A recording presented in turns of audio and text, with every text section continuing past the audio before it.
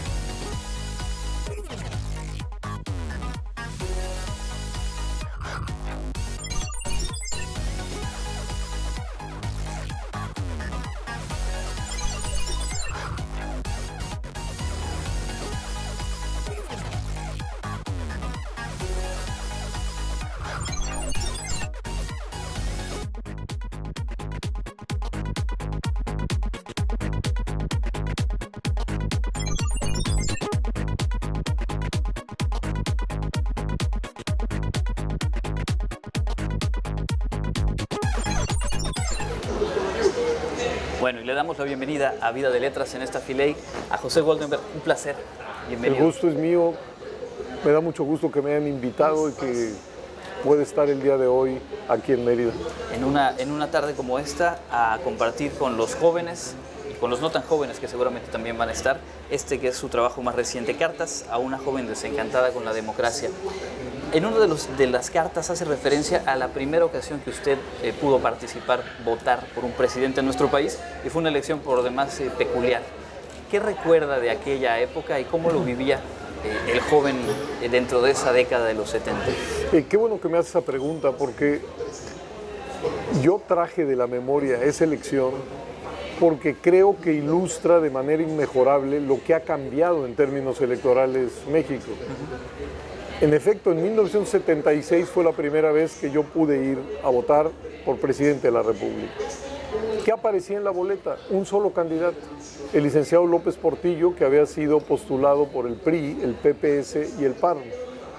La oposición tradicional, que era el PAN, en aquel entonces no pudo, en su convención, postular un candidato porque sus estatutos decían que se requería el 80% de los votos. Y dado que el segundo lugar nunca declinó, entonces le fue imposible presentar candidato. Del otro lado, el Partido Comunista Mexicano presentó la candidatura de Valentín Campa, un muy destacado sindicalista, pero esa candidatura no tenía registro. Es decir, fue más bien una campaña de carácter simbólica. Claro. El Partido Comunista lo que decía, somos una fuerza política nacional, queremos participar en elecciones, pero no nos dejan, en síntesis. Bueno, ¿qué sucedió al final? Que el único candidato en la boleta sacó el 100% de los votos válidos, como se sabía. Bueno, ¿por qué lo traigo a cuenta en el libro? Pues para dar fe de cómo en 40 años eso ha cambiado y ha cambiado de manera radical y ha cambiado para bien. Hoy hemos pasado de lo que Giovanni Sartori llamó un sistema de partido hegemónico, pues a un sistema de partidos más o menos equilibrados. Hemos pasado de elecciones donde los ganadores y perdedores estaban predeterminados a elecciones con un grado de incertidumbre muy grande. ¿Por qué? Porque será la gente votando la que decida quién gane y quién pierda. Hemos pasado de un mundo de la representación básicamente monocolor a un mundo de la representación plural. Es decir, pensar en el 76 y pensar en lo que hoy son las elecciones da un contraste muy elocuente, ¿no? Claro, y que sin embargo 14 millones de jóvenes más o menos que van a votar por primera vez en esta elección presidencial viven en un descontento, viven quizá distantes a la política. Y la pregunta es, bueno, ¿cómo motivarlos? ¿Cómo hacer visible todo esto que se ha avanzado y convencerlos de que vale la pena apostar por este régimen democrático que también dice, pues no es perfecto, pero tampoco se ha inventado otra cosa que sea mejor? Bueno, esa es la intención del libro, ¿no? El desencanto y el malestar no se concentra solo en los jóvenes. Creo que recorre toda la pirámide de edades en nuestro país. Hay un malestar que además es un malestar que tiene nutrientes potentes, es decir, no es un malestar impostado, no es un malestar actuado, es un malestar profundo. Pero la intención del libro es tratar precisamente de ubicar esas fuentes del malestar, precisamente para atenderlas, y no desechar lo que hemos construido en términos de convivencia de la pluralidad. Y por eso está dirigido a una joven, ¿no? Simbólicamente, porque creo que para bien o para mal la gente de mi generación sí tiene memoria de dónde venimos, y eso de alguna u otra manera, quiero pensar, pues la hace valorar los avances que en materia política existen. En cambio, los que nacieron en un sistema multipartidista y que han observado fenómenos de alternancia, de convivencia de mayorías y minorías, pues es algo pues, que está ya dado, ¿no? Algo natural, y qué bueno que así sea. Entonces se trata de una reflexión precisamente de qué necesitamos reformar, apuntalar, pero de todas maneras conservar, y qué es aquello que queremos desechar, para decirlo de otra manera. Claro. A mí me gustaría que de aquí a 20 años México siguiera teniendo elecciones, que siguiéramos viviendo fenómenos de alternancia, que tuviéramos pluripartidismo, que tuviéramos congresos donde existan diferentes voces, intereses, puntos de vista, ideología. Yo creo que eso hay que preservarlo. Hay mucho que reformar en ese terreno, pero que hay que preservarlo.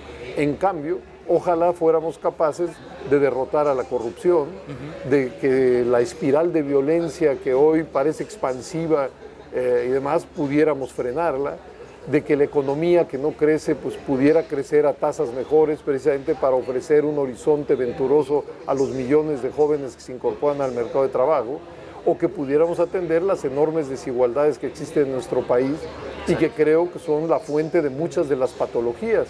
Entonces, es un ejercicio de discernimiento, ¿no? Sí. Estas cartas. Y justamente sobre ahí va mi siguiente pregunta, la desigualdad. Usted ha dicho que la falla estructural más urgente de atender es precisamente esa. ¿Es posible atenderla, construir distintas formas de estrategia política, de acción, en medio de campañas que son tan tirantes, que cada vez son más de confrontación, en un escenario de postelectoral? Yo creo que la necesidad de atemperar las desigualdades o es una necesidad que trasciende y con mucho el momento electoral.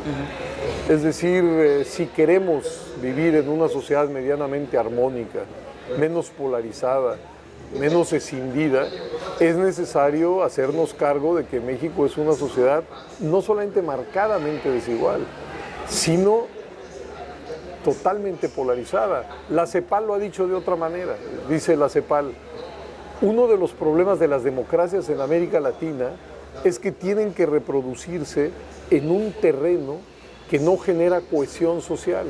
Ahora, ¿cómo se genera la cohesión social? Ese sentimiento de pertenencia a un todo.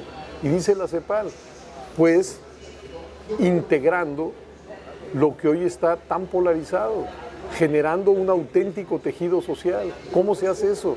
Bueno, hay que fortalecer la educación pública, la salud pública, atender la vivienda, los asuntos de alimentación, es decir, una sociedad pues, con un rostro muy distinto al de la sociedad mexicana de ahora, ¿no?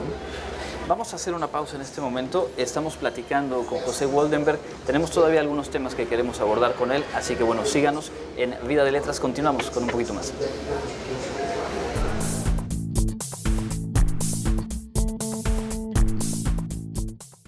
Continuamos en Vida de Letras platicando en la Filey 2018 con José Woldenberg sobre este proceso electoral que está en curso.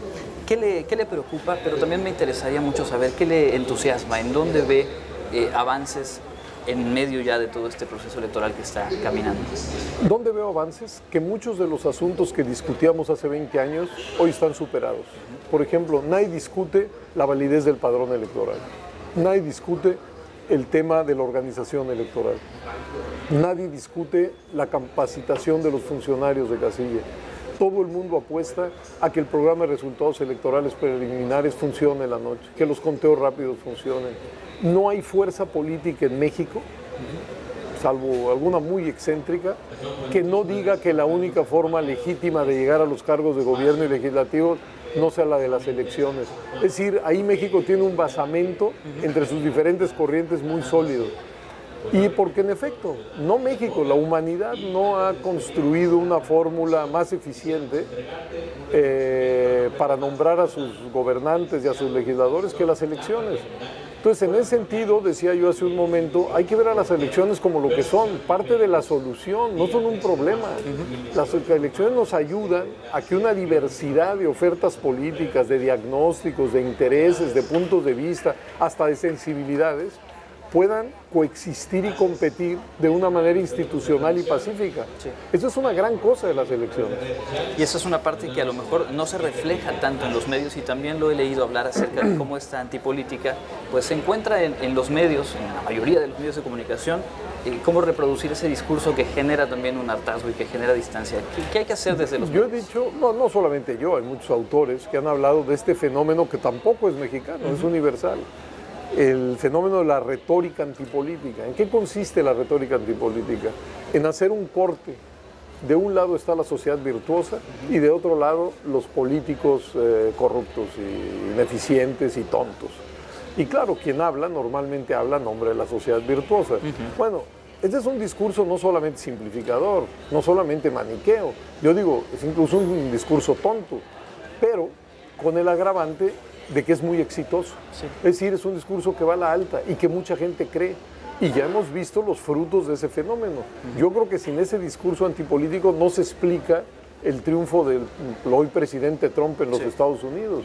Tampoco digamos, si uno quiere ver por qué en algunos países europeos las organizaciones ultranacionalistas han ido a la alta, tiene que ver con ese discurso.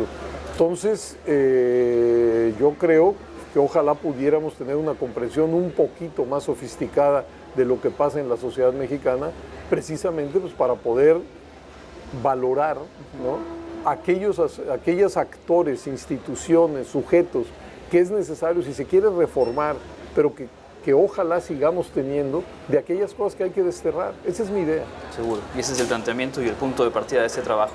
Para cerrar la charla, agradeciendo mucho este tiempo, sabemos que las agendas son apretadas, con todos los autores que han estado aquí en nuestro programa, hemos cerrado invitándolos a hacer alguna reflexión, algún apunte en torno a la imaginación, que si bien dentro del universo de libros que se están presentando y se ofertan aquí en la feria, hay distintas temáticas, de pronto en la vida política la imaginación también tiene bastante que aportar, ¿no? No, bueno, además estando en una feria, yo creo que una muy buena puerta para la imaginación son los libros. Es decir, los libros ayudan a quienes leen a ampliar su campo de visión, a que su campo de visión sea más sofisticado, a que sea más complejo, a que se pueda acercar a otras experiencias, a otras historias, a otras realidades. Es decir, quien lee enriquece su propia vida. La lectura es un instrumento insubstituible.